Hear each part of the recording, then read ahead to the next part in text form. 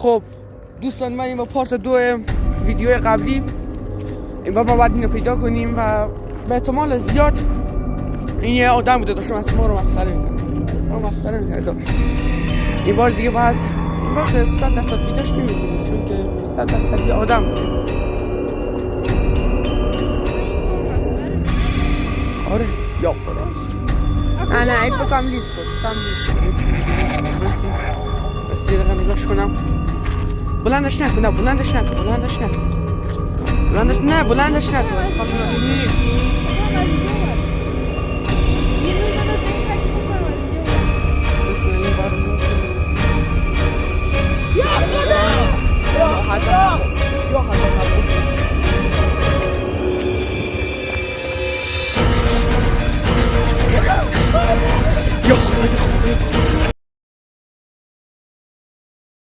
خداش نکن الان ما برگشتیم اونجا دیدیمش. به خدا این کسی نیست که بخواد ما رو مسخره کنه. این یک همیشه این بار دیگه باید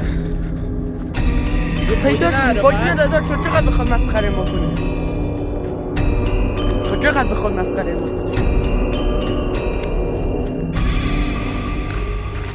باید ببینیمش. نگو سنگ آماده که اگه دیدیز فقط بزن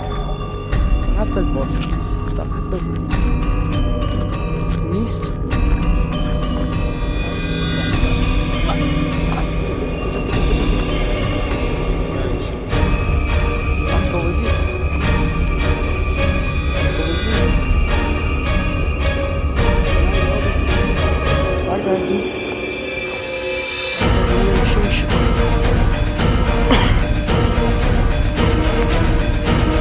یه شب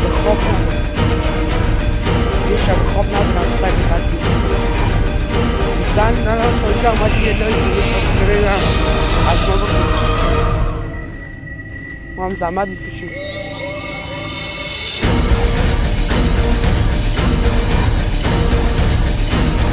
الان دیگه بریم خونه. درسته؟ بریم خونه. یا اینه یا حضرت عباس خودشه یا قرآن خودشه. ما باید برم بگیرمش.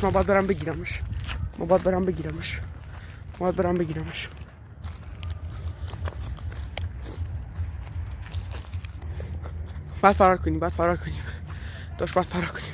واسه کجا رفت؟ نیستش. کجا رفت؟ نه کجا راه؟ نه دیدیش؟ نیستش. خدای نیستش. مطمئنم همینجا بود. همین الان ویدیوش هم داریم. واسه ویدیوشو به اشتراک میذاریم. ویدیوشو داریم. مثلا اینجا بیایم پایین نکن. آی پام این مسیر سختی ها. سرکت کنیم. به نظرم شب بیخیال شیم بریم. دوستان دیگه ما بیخیال این قضیه میشیم دیگه هم اینجا نمیاییم دیگه. در ویدیو بعدی در چنل یه چالش های اصلا چارلی زیاد چالش هست اینا رو انجام میدیم دیگه. من بس و دیگه طول نمیدم. تا اینجا اومدی، اگه تا اینجا اومدی یه لایک و یه سابسکرایب کو دیگه تموم. خدا نگهدار همگی. نیستش. خدا نگهدار.